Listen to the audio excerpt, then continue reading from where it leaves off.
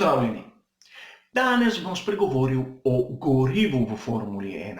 Temi, ki se pogostokrat pojavlja v medijih.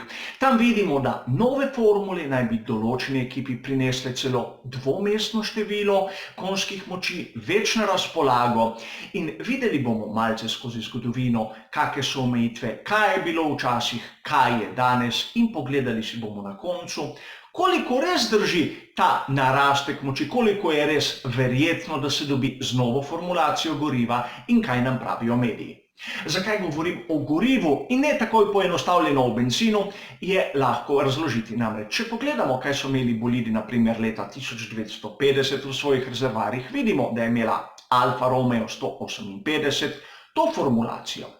98,5% metanola, 1% ricinusovega olja in 0,5% vode. V benzinu ne duha ne sluha. Bilo je gorivo na bazi alkohola. In že 58. leta smo dobili prve resne omejitve, kar se tiče tega. Namreč prepovedali so tako imenovane aviobenzine, avgas oziroma benzine z več kot 130 oktani oziroma tudi vse preostala goriva na bazi alkoholov, kot je bilo na primer tisto, ki sem ga malce prej omenil. A to seveda ni ustavilo razvoja in tokom zgodovine Formule 1 so razne ekipe dodajale razne spojine svojim gorivom. Okrog leta 70 je bil zelo popularen kerozin v benzinu. Okrog leta 1990 so prišle pa na vrsto aromatične spojine, kot je toluen in benzen. Glavno leto, katero si velja zapomniti, je 1992. Takrat pride v veljavo pravilnik, ki je zapovedoval neosvinčen bencin in ta naj bi bil izjemno podoben tistemu, ki bi se ga lahko dobilo v prosti prodaji. Še sam se spomnim, bom rekel, rahlo smešne epizode iz velike nagrade Madžarske, ko so pri Adžepu, takrat je dajal goriva Ferrariju, imeli bencin, ki so ga dajali pravzaprav v skuderiji Ferrari, samo na eni pumpi na Madžarskem in že ta je bila strogo za kmetijske namene. V pravilniku je bilo vse v redu, ampak to je bil primer, kako so lahko določen tip goriva pripeljali skozi pravilnik, tako da so ga lahko uporabili na veliki nagradi v tisti državi. Po izjavah prav Shellovih tehnikov je danes 99% tistega, kar vidimo na pumpi, kar dobimo mi, navadni potrošniki, enako tistemu, kar imajo v Formuli 1. Pač tisti odstotek razlike gre na bolj razčiščene te komponente, bolj rafinirane in bolj točno, bom rekel, recepturo določenega goriva. Tudi število oktanov se giblje nekje med 98 in 102 oktani. In FIA v svojem tehničnem pravilniku točno zapoveduje, kako je lahko gorivo. In to so izjemno strogi in tudi postopek, kako lahko se uporabi določeno gorivo v svetovnem prvenstvu Formule 1, ni tako enostavno, kot nekateri pravijo. Namreč v medijih piše ponavadi tako, da kar na lepem bojo prišli z novo formulacijo goriva, ga bojo dali v rezervoarje in začeli dirko. Ni res. Pred vsako uporabo določene formulacije goriva mora proizvajalec to dati na analizo FIA. Ko ta ugotovi, da je ta skladen s temi, bom rekel, standardi, katerih določa, in da ok.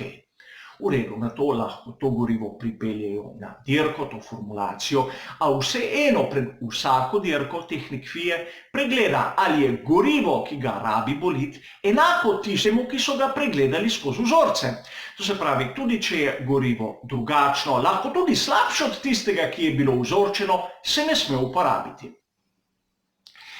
Seveda, sedaj, kot sem govoril, mediji dostikrat navajajo, da z novo formulo se dobi dvomestna števila pri porastu konjskih moči pri določenem pogonskem sklopu. In poglejmo, ali je to možno, ali je to celo res.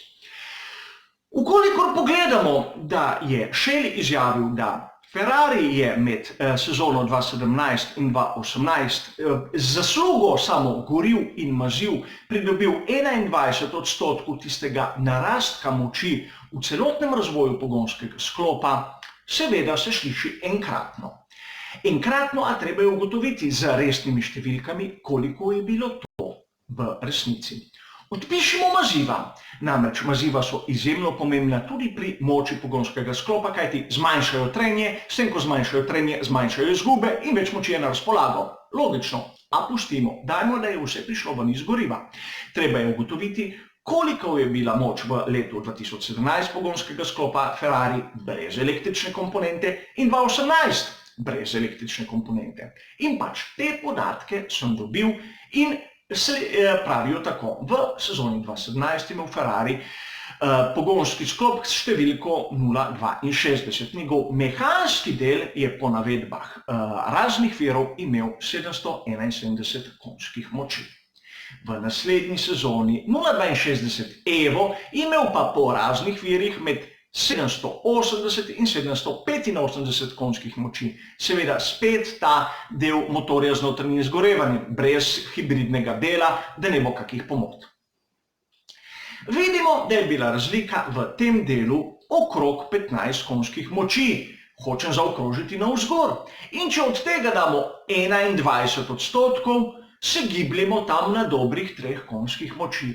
Daleč od tistega, kar navajajo razni viri, da prinaša gorivo. In meni, glede na tiste, kar določa pravilnik, na tiste, bom rekel, ozka področja, ki so možna pri razvoju pri gorivu, se mi zdi dokaj realna. Zavedati se moramo to, če vzamemo gorivo, ki je na voljo v bolidu Formula 1 in ga damo v naš osebni vsakdanji avtomobil, bo ta užgal in brez pogrejmov peljal. Mogoče še bolj gladko, kot s tistim, kar dobimo na pumpi. Po drugi strani, če vzamemo gorivo s pumpe, tisto, ki nam je na voljo vsak dan, in ga damo v bolid Formule 1, se bo ta tudi zagnal. Verjetno ne bo tako gladko tekel kot naš, bom rekel, vsakdanji avtomobil, a z rahlimi korekturami elektronike bo tudi on peljal brez problemov. Torej, gorivo, ki je na voljo nam, vsakdanjim ljudem, in tisto v Formuli 1, kot sem povedal, ni bistveno različno, zato kakih sanj o kakih dvomestnih pridobitvah konjskih moči so res pretirane. Gorivo je pomemben del razvoja, seveda brez njega ne gre in seveda tudi brez goriva bolid Formule 1 se ne premika, a govoriti o porastu moči z novo specifikacijo v dvomestnih številjah smo videli, da je malce pretirano. Hvala za vašo pozornost in nasvidenje.